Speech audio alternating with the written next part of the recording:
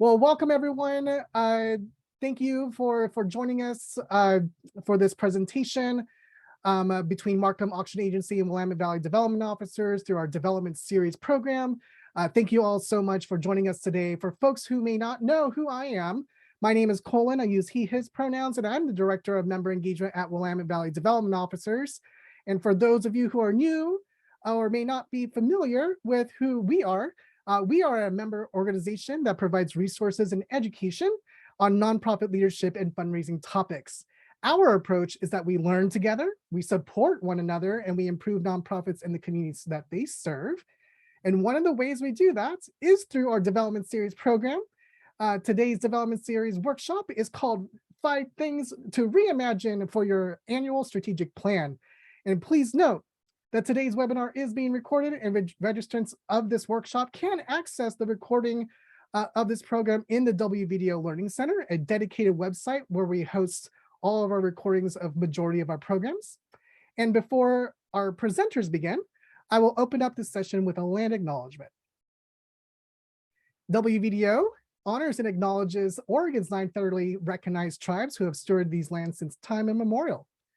The Klamath tribes of Oregon of the Southern Oregon Plateau, Burns Paiute Indians of the High Desert East, Coquille Indian tribe of Southern Oregon's coastal forests, Confederated tribes of the Grand Ronde community of Oregon in the northern Coast Range, Cow Creek Band of Umpqua tribe of Indians in the Southern Oregon foothills, Confederated tribes of the Umatilla Indian Reservation in the Blue Mountains, Confederated tribes of the Siletz Indian Reservation in Oregon's northern rainforests, Confederated tribes of Coos, Lower Umpqua, and Siuslaw Indians of Oregon on the windblown southern coast, and Confederated tribes of the Warm Springs Indian Reservation of Oregon on the sunny eastern slopes of the Oregon Cascades. Today, these same communities celebrate their heritage, showing resilience and tenacity that would be greatly admired by their ancestors. And while this is important to verbally acknowledge the truth about the land we live on, consider what action-oriented solidarity or co-conspiratorship means to you and your community, and support the demands from Native community leaders.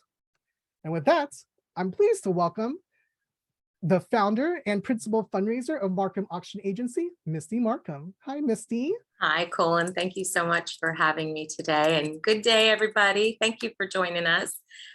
We're going to be talking about all things annual strategic fundraising planning today.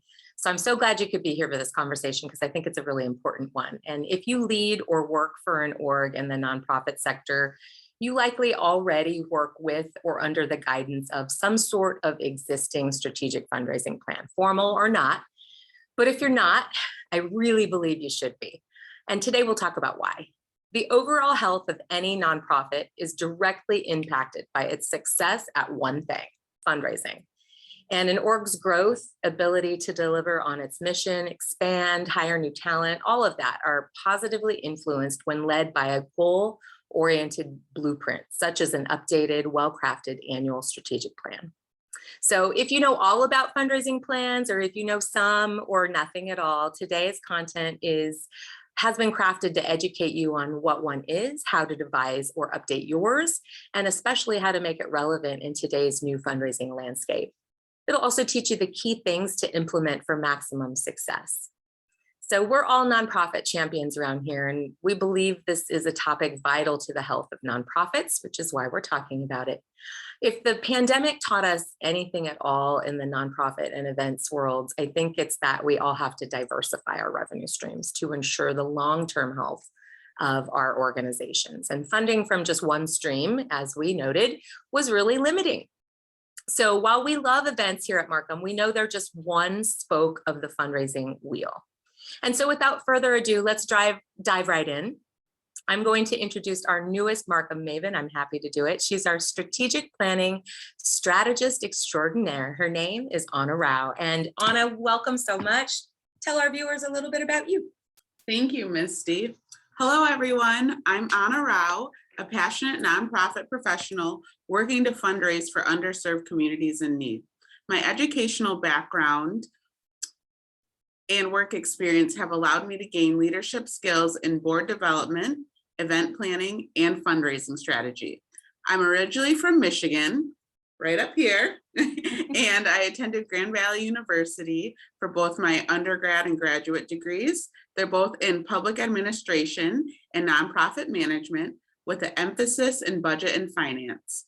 So show me your annual budget and I'll show you how to make the most good.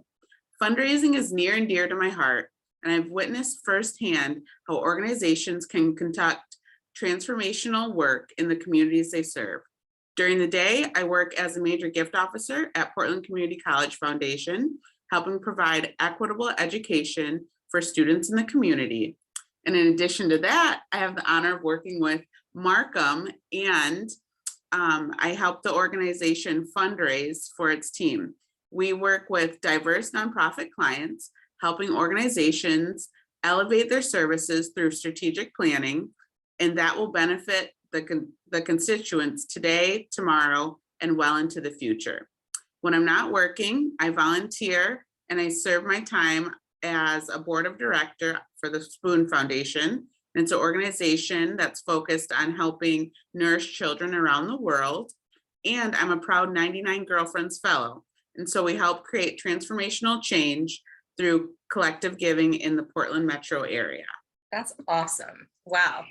So folks, as you can see, Anna is quite the seasoned nonprofit warrior. We're so lucky to have her on the team and leading today's strategic fundraising planning discussion. And thank you, our viewers, for joining us. Thanks again. Please drop any and all questions and comments in the chat as we go. As soon as it's up, we'll do our best to answer them as soon as we can. But today we will cover what an annual strategic fundraising plan is and why you need one, prepping for developing your strategic plan, key strategic planning areas of focus, your timeline, and then the stakeholders, who's involved. So we see and review all sorts of org plans, and some are really well developed and thought out, some not as much, but many need help filling in the gaps, thinking the plan through and implementing theirs. So what gets me is really when orgs don't have a plan, or they have one that's 5+ years old, terribly outdated, it's not really working for them anymore. I had someone ask me recently, is a business plan the same thing as a strategic plan? And I'm curious, Anna, what do you say to that? Yeah, that's a great question. And what I would say is a business plan describes the who and the what of your organization. It lays out who's running the business, what the business does. It also describes the products and services your organization offers while identifying who the clients are. A business plan is usually developed when you're starting the organization versus a strategic plan, which looks beyond the basics of the business plan to explain the how. It explains the long-term goals of the org, how it expects to achieve these goals over time, and it's truly your strategy for expansion, longevity, and sustainability. Amen. So with strong plans in place, orgs are better equipped to achieve their fundraising success. Right on. I believe everything that you just said. We see it all the time. So let's start at the very, very beginning. Anna, what is strategic fundraising planning exactly? Like, let's get in. And why do orgs need one? Help us break it down. Yeah, let's dive right in. So this is the organization's process to help define the direction of the nonprofit. This is an organized process in which it invests stakeholders at the leadership level to formulate a plan for the future to attain strategic goals that uphold the mission, vision, and values. You really need to have leadership buy-in to do a strong strategic plan. It truly is a roadmap of guiding principles for the nonprofit as it carries out its work, generally for 3 to 5 years. Strategic planning helps optimize the org's growth over a certain period of time. Strong plans increase resources, programming, potential service reach, and then that ripples into the community, affecting organizations' validity and importance. So are you ready to grow your service plans and your reach and your impact in the community? I hope so. I know we are. So folks, I think we're all ready for everything that Anna has been outlining, and I hope you viewers have a better understanding of what a strategic plan is and how they can help. I've just been passed a note that you can put any comments and questions in the Q&A currently instead of the chat. So if you have any, drop them there. But let me ask our viewers this. We've got a poll coming up right now, and we want to tailor today's content to your specific needs. So help us do that and answer the following when it pops up for you on the screen. Where is your organization in the strategic fundraising planning process? You know, what the heck is it? We don't even know. We've never had one. We don't want one. We're currently executing an existing plan, or we want to begin the process or update an old plan, or other. And if it's other, let us know, because we want to know, you know, what people's barriers are. I mean, what would you say are the traditional things that you hear from people when they're thinking about the strategic fundraising planning process? Yeah, I generally hear a lot that a strategic plan has been created, but they haven't been following it.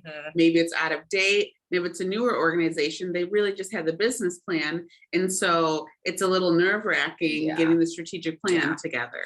It's definitely a new way of thinking, but I think it's time, folks. I'm going to give you 2 more seconds to get your answers in, and then let's go ahead and reveal your answers right now. The results are in, folks, and it looks like, hang on, I'm going to take a peek over here. 62% of you want help beginning the process. You're in luck. I'm so glad you're with us today. So Anna, how do we know if we need a strategic plan? Yeah, that's a great question. So have any of you ever worked at an organization that really felt disorganized? Honestly, if you've been in the nonprofit sector long enough, we've all been at that org before. It just doesn't seem like everyone's on the same page and you don't know the direction you're going in. So that's a great time to create a strategic plan. If your organization is falling short of revenue goals and you're finding it hard to carry out your mission, another good time to begin your strategic plan. So after you have assessed your previous strategic plan, if you had one, you can see what worked well and what was accomplished and what you have left to do. Everyone in the sector is strapped for time and resources. Oftentimes, it can be a struggle to identify who the appropriate person or group is to carry out this plan.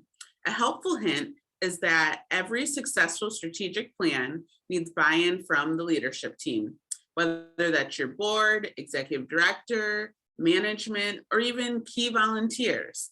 Remember, this is a process. It truly takes time. I like to remember an African proverb when doing this work. If you want to go fast, go alone. But if you want to go far, go together. A true statement indeed, and one that we wholeheartedly believe around here. So Anna, it's time for our fan favorite. These are the FAQs. Are you ready to share some expert answers to some frequently asked questions? I think so. All right. So FAQ number 1, this is what we get asked the most around here.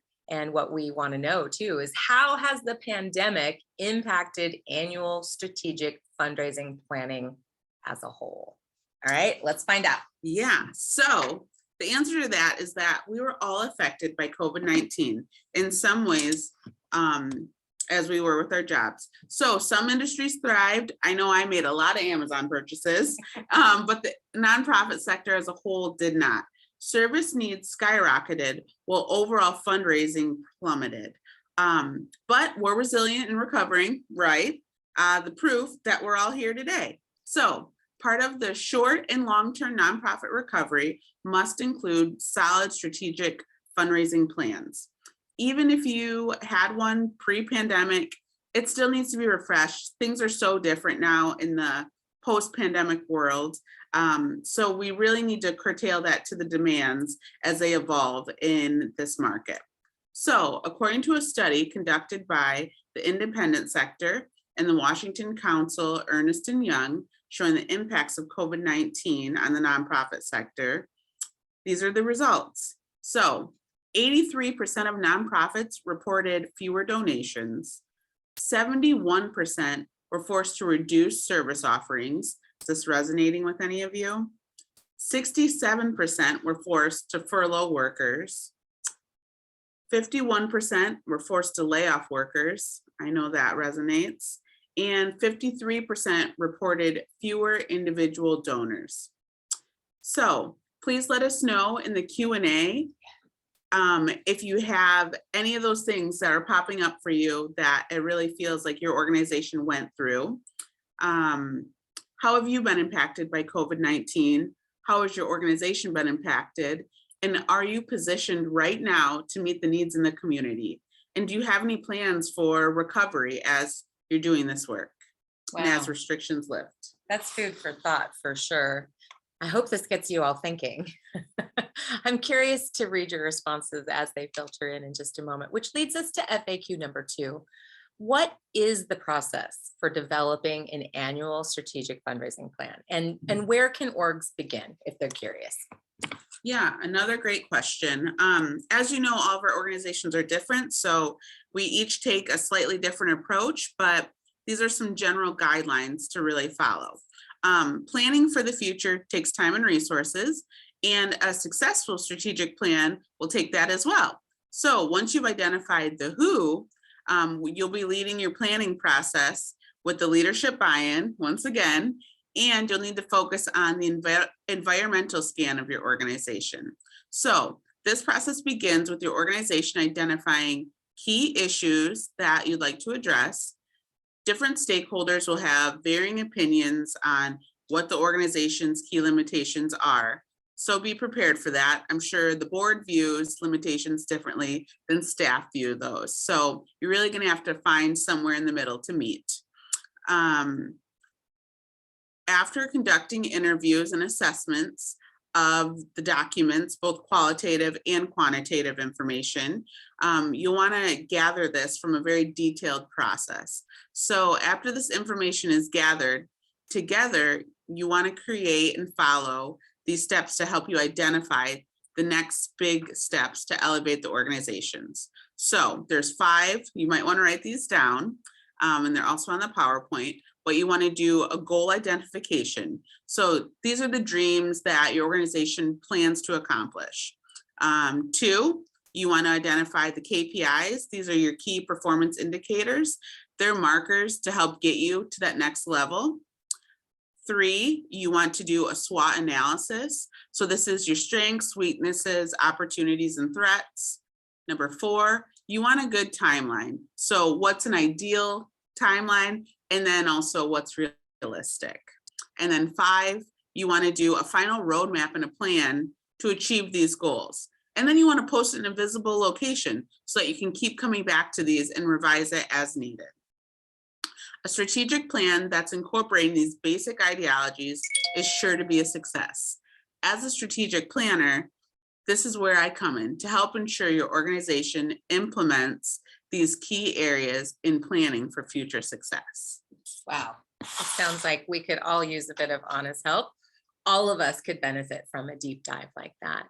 But before we move on to FAQ number 3, we have a gift card to award to one lucky attendee today just for showing up. I think now's an opportune time to do it. So this is a $75 gift card to Amazon. Thank you so much for joining us, everybody. And the winner is, Anna, do you want to reveal our winner? Brian Charles. Congratulations. Congrats.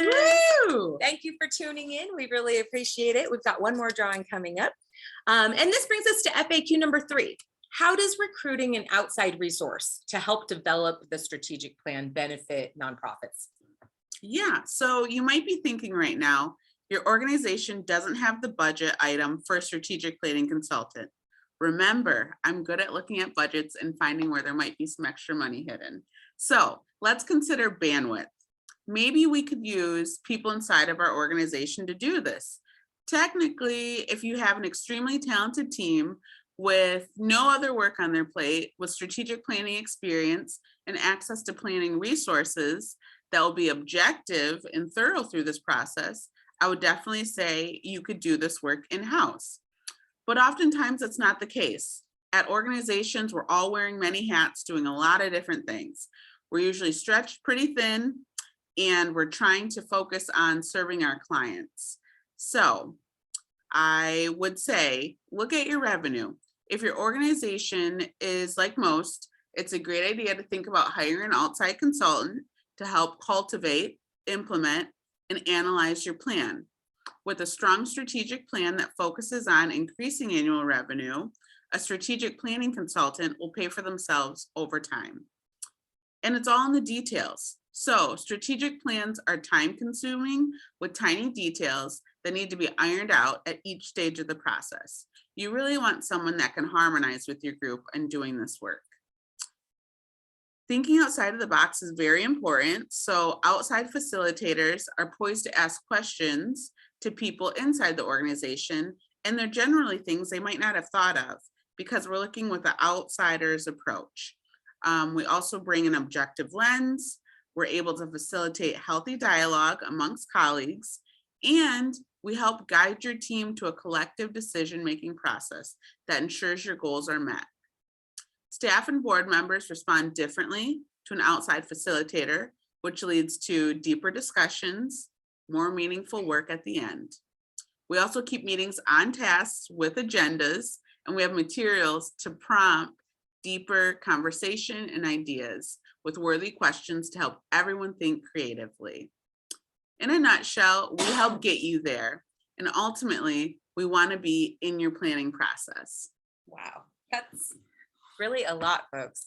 I hope you can see the difference when orgs work through strategic plans with a pro, because I do think it elevates the game. It gets you there quicker. You have those conversations sooner. But that's been a lot. So I think it's time for a little bit of brain butter. Here's a question for all of you, which you can still put in the Q&A. Riddle me this, folks. Have you ever experienced any fundraising event snafus? We sure have. But what is the funniest or the most outrageous thing that you've ever experienced at a fundraising event? Try to keep it PG, but do tell us in the Q&A. And as soon as we get your answers, we will reveal some of the good ones. But I can tell you from our team's point of view that crazy and hilarious things happen almost all the time at events. Our team debriefs are always chock full of interesting tidbits. Do we have any fun stuff coming in? I can't see nothing yet, folks. Come on. All right. In the meantime, we're going to go to FAQ number 4, and I'm going to pose this to you, Anna. What kind of timeline do orgs need to develop and execute their strategic plans? Once your organization decides on a clear vision and steps to achieve the success, you need to define it. So it's imperative to decide on a timeline that has unique deliverables, sorry about that work best for your organization and the long-term plans and next steps. So this timeline might be different for all of you because we all have different annual budgets and also different fiscal years. So some of you are on a June 30 timeline, some are on a September 30, and some are end of calendar year with December 31st. Whatever annual calendar year your organization is on, it's important to set clear boundaries around when and how you're doing this work and how you want to accomplish it. So your strategic plan should span into the future, however far your organization feels comfortable planning.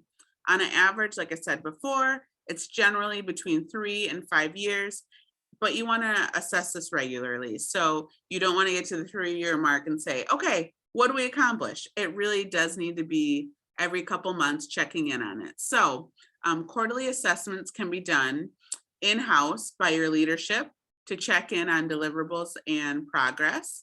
Annual assessments are more expansive in reviewing total goal progress and achievements. And annual assessments are also a great time to recalibrate and see what current methodologies are working and what's not working. Be sure to update documentation along the way. And it's a great way to help track the progress and to share out with your stakeholders. So board members love to hear how things are going. Are you going in the right direction? It feels really good to share out that when you get to those milestones. So by year 2, your organization should have a sound process and procedure of the best practices on how your organization views success on strategic planning. Once you're nearing the end of your 3-year or 5-year strategic plan, it will be time to refine your plans. Your organization will start to think of new goals and new ways to build upon the previous work you've already accomplished. leading to the longevity and sustainable impact for your community. Does this kind of sound like campaign building at all? Absolutely. And I think it's precisely where many orgs find themselves. Mhm. Currently they're sitting with an outdated plan that's not really serving them. And we'd like to bring you up into, post-pandemic world as it relates to fundraising. But I'm seeing in the Q&A, some anonymous folks are talking about some of the things that happened. Yeah, rogue speakers at events. Yes. Whoa, rogue Yes. speakers that talk for 12 minutes, not about any content that is related to the theme of your event. Also, lots of AV snafus have happened, and oh yeah, virtuals, with lots of terrible Wi-Fi. So yeah, that kind of stuff happens all the time. We'd love, love, love to make sure that your events don't have that happen to them. But right now, I think it's time for another poll. So please select an answer to the following when it pops up on your screen. What do you foresee your biggest challenge to be when executing a new strategic plan or in updating a strategic plan? Is it bandwidth, lack of alignment, possibly poor goal setting, the inability to track your progress? Is it you don't know how to implement it, or is it something else? And if it's something else, let us know in the Q&A, because we are always curious. From your point of view, what do you see people's biggest pain point to be when they are implementing a strategic plan? Yeah, so we all are stretched so thin, and being able to have an alignment really with what needs to get done on a day-to-day basis, and then thinking long-term. Yeah, It's really trying to triage what's happening. for sure. All right, folks, I'm going to give you a second, and then we're going to reveal the answers that you said to do you foresee your biggest challenge to be? And currently we're looking at, oh gosh, 38% of you are tied for bandwidth and poor goal setting. Very, very interesting. Well, I have the person right here who can help you with that. So just look at that. That's the face that will save the day. I'm telling you right now. So folks, 38%, that's a high percentage. So I think it's time for us to kind of face the pain points and get through them, right? Elevate the game. So Is it okay? Is it go ahead. okay to have a question answered? Yeah. There's a question in the Q&A chat that's from an anonymous attendee. It Yeah, what's it asks, say? what would be the best thing to do to achieve better planning to make a fundraising event successful? Which is not necessarily the topic we're discussing. So we could always push that to the end. But I just wanted to make sure that this person was Yeah, heard. well, this person, I'm an events person, so you know what my answer is going to be is hire us. We will help you. We will make sure you don't have all those problems that are pain points for every organization, right? We will head them off before they become a problem.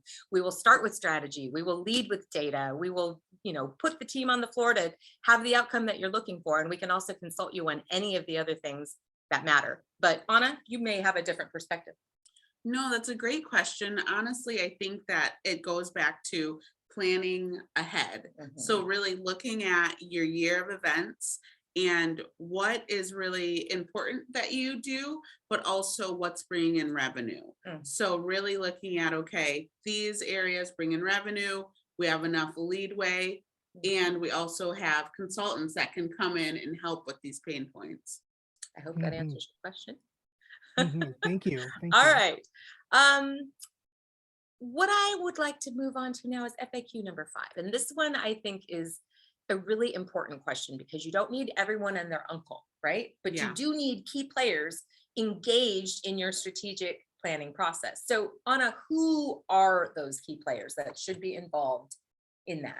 Yeah, these are the folks that are invested in both the success of the organization. They could include the board members, employees, clients, or community members. Anyone that really wants to see your organization thrive today, tomorrow, and into the future. These are the individuals you want to bring in. And also you can think about bringing in maybe some of your previous or current clientele to get some ideas as you're starting this. So take into consideration each person's unique perspective and what they will offer to your organization in terms of success. So external stakeholder opinions and insights are especially valuable in the early stages of planning. They help your vision and your organization in the future. Employees know the strengths and weaknesses of the organization from a really insular perspective, and they often understand what's standing in the way of the success of the organization, and they have firsthand knowledge how to deliver on these plans. You also want to actively involve the stakeholders in this process. Help them understand where they fit in the whole process. This will help them stay engaged and stay on track. Do everything you can to ensure that the work of your organization is aligned with your strategic plan and your mission, vision, and values. And also make sure employees are focused on those areas and achieving those common goals. Amen.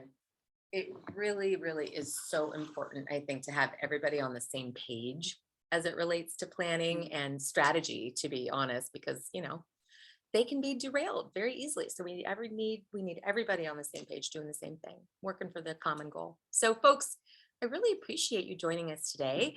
We have some time now, a few minutes for any questions that you have. If you want to type things in the Q&A, we'd be happy to answer them. It can relate directly to the conversation that we've had today. It can relate to really anything else fundraising.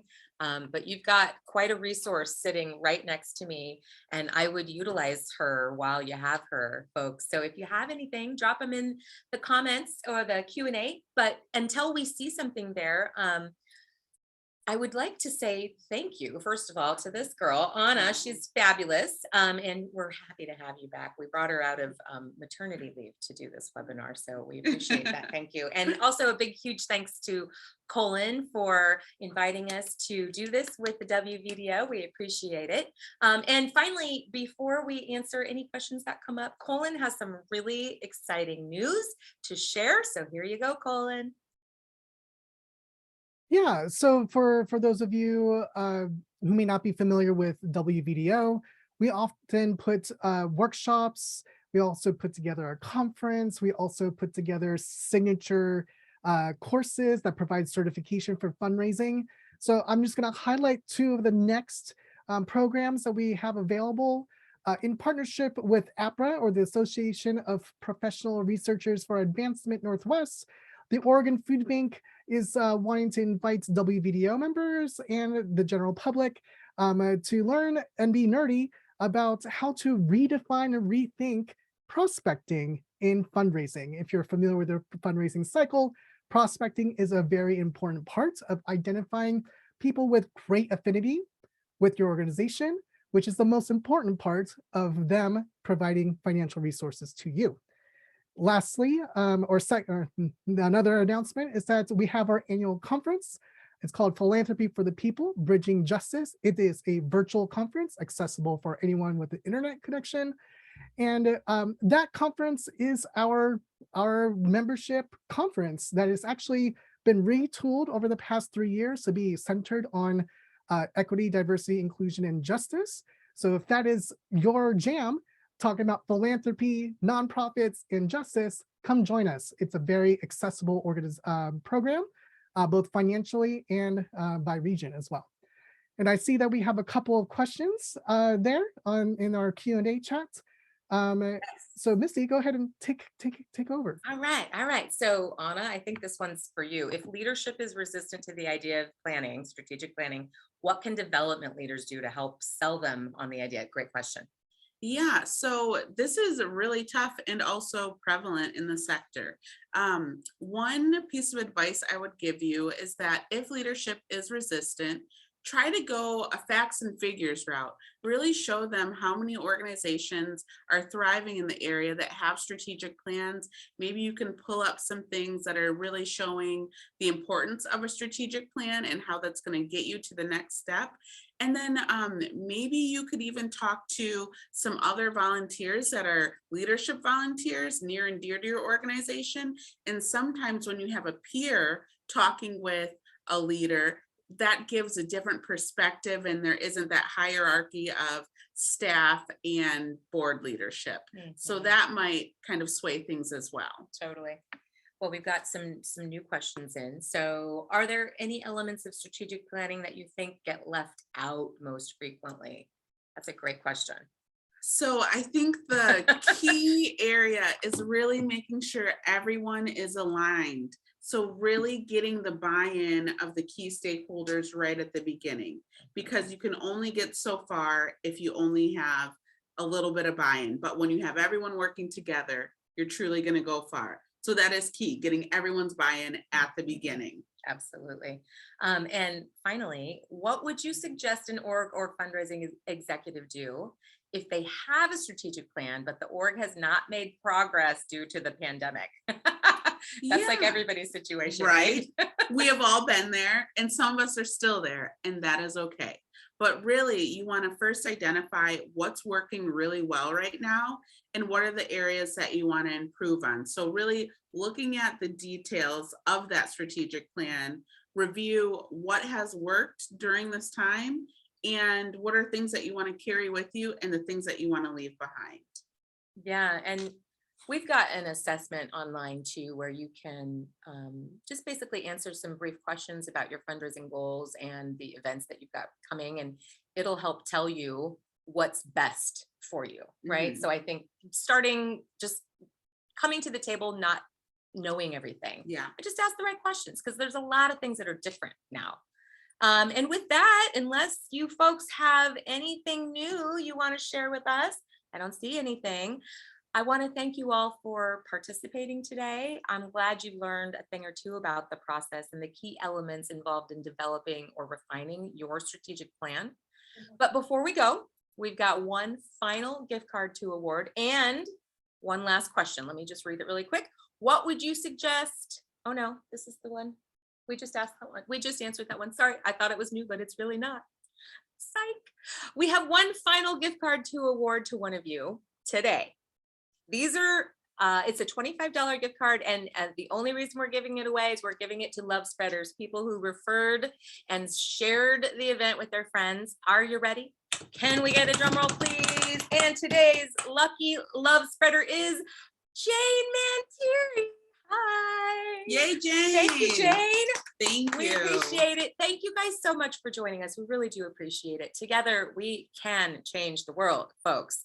Huge thanks to Anna Rao. She's amazing. Thank you. And to Colin, thank you so much, Colin. Thank you for having us. And I'd also like to send out a special thank you to Sarah McMahon, our ops manager, for planning, producing, and executing. Yeah, I made that up today. Today's webinar. So thank you, Sarah. Thank you, Sarah. And we hope you found today's webinar both informative and fun. Reach out if you have questions about your planning or anything else fundraising. We're always here to help guide you and your org to achieve your next level fundraising goals. Folks, have a great afternoon. We'll see you next time. Bye.